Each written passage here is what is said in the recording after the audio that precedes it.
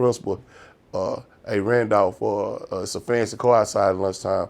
They'll come pick me up, bring me back, bro. It's really like, to be honest with you, it wasn't good, you know what I'm saying, how I was being treated, because that showed me that once you become popular, you have power.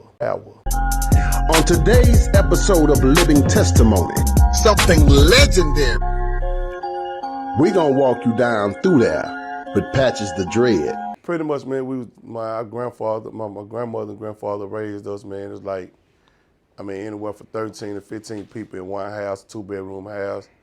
Slept on the floor, you know what I'm saying? I didn't get in bed till I was in 11th grade, man.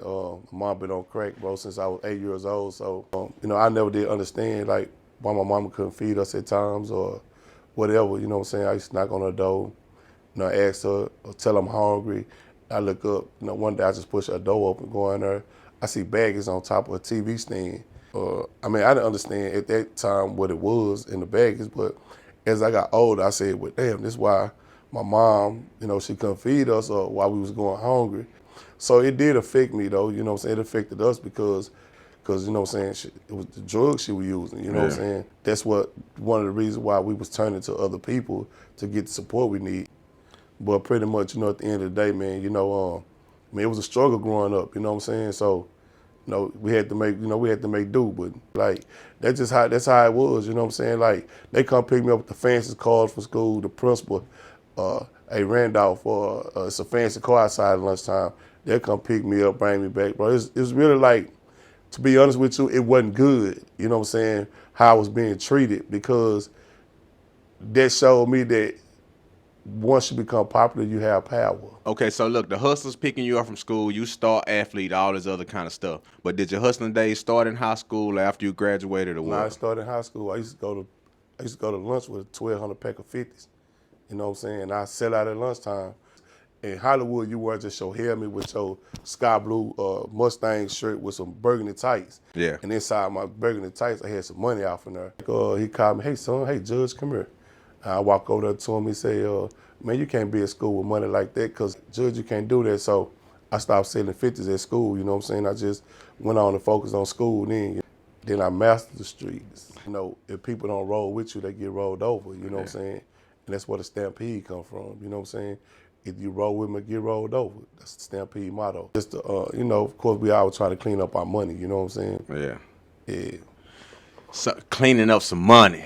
Of course, you start out nickel and dimes. Yeah. It's just I changed the dynamics of the game. You know what I'm saying? When, you know, everybody selling nickels, I started selling dimes. They started selling dimes, I started selling quarters. They started selling quarters, I started selling 50s.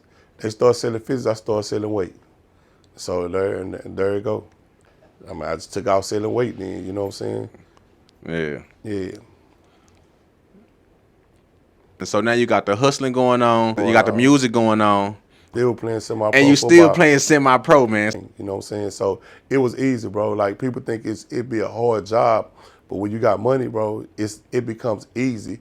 But the thing become hard about it is when people rely on you, but you hustling to satisfy people, you know what I'm saying? And not just for what you need it for, you know what I'm saying? So I never hustled, you know, for the cars, the jewelry, whatever, you know what I'm saying? I hustled for bond money.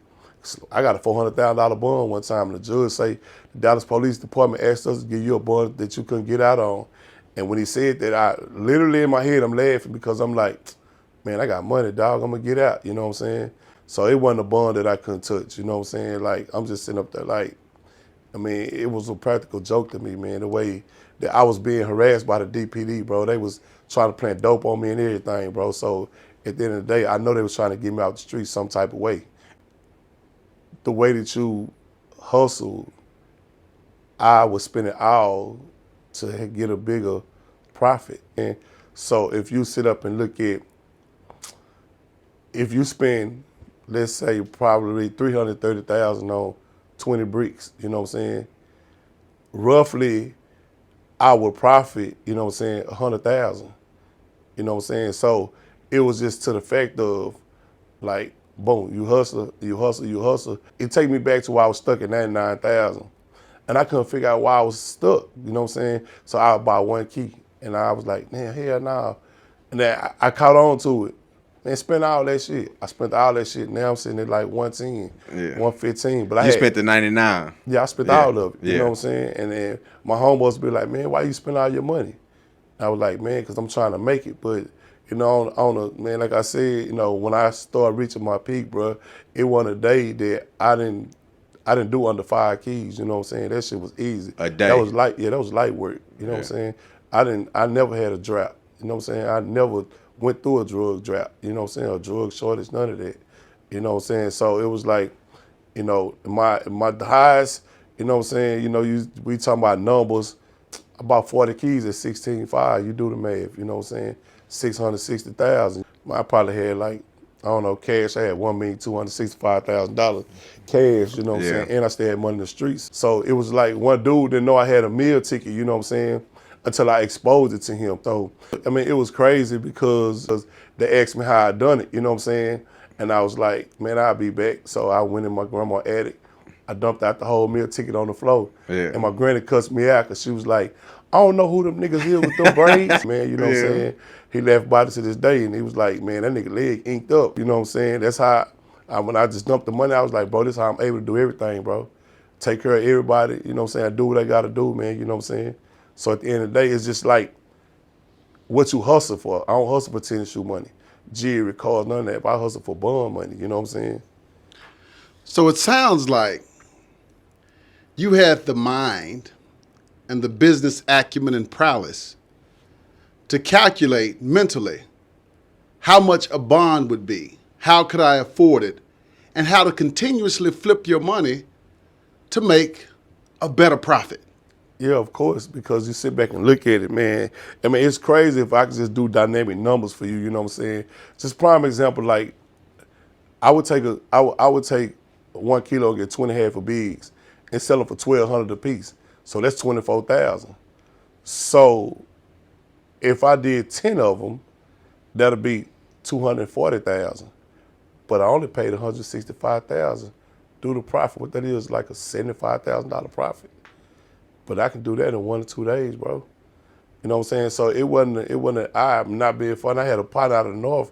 He wanted 120 half of bigs. He didn't want to buy keys. He made his money by half of bigs. So if you look in your head, 120 half of bigs, that number 6 kilos. 6 kilos is say $6,000. You know what I'm saying? It's 16,000. That's $96,000. Yeah. But I charged them 1,200 for 120. It's like 144 some odd thousand. So I profit 48,000 off of him. You see what I'm saying? Yeah. So I mean, it's just, you know what I'm saying? Like, I changed the game with the dynamics of the numbers. See, if you do numbers, then you win. See, a lot of people they don't deal with numbers. I deal with numbers. You know what I'm saying? But a lot of times people say, "No, I give away too much game." No, I give it away because people behind. You know what I'm saying? But some of these kids, some of these people, some of these dudes done got, you know, they done got wise, man. You know what I'm saying? Like, it's just. It's too many tactics that you can use now to try to, you know what I'm saying, bluff the game, you know what I'm saying? But, it's just certain people get it. That's all I can say, man. Man, I'm sitting over here impressed. I've been in business, running business for the last 20 years and dealing with big numbers for other corporations, not mine. But you running down those numbers like you playing a set of dominoes, you know what I mean? Give me 25. So my question is this, Mr. Bowleg, and that is, could you have easily scaled any legitimate business? Well, I mean, my record label was a legitimate business. We sold records, put the name in the computer, gave the people ID, you know what I'm saying? We started Stampede. If people don't roll with you, they get rolled over, you know what I'm saying? And that's where the Stampede come from, you know what I'm saying? If you roll with me, get rolled over. That's the Stampede motto. I was the breadwinner, man. I just told Bo, whatever it is he was trying to do, man, go out and find whatever it is that he want, the artist, whatever artist he want. I just told him, man, you know, get the artist you want, do whatever, man. We did, and we put the project together. That's how it came about. Which I bought 92,000 copies of that. Okay. And then we come back and we did a 5-state tour off of the same compilation album. So we went from Dallas to New Orleans, Mississippi, Louisiana, Alabama, up to Memphis 10 and back.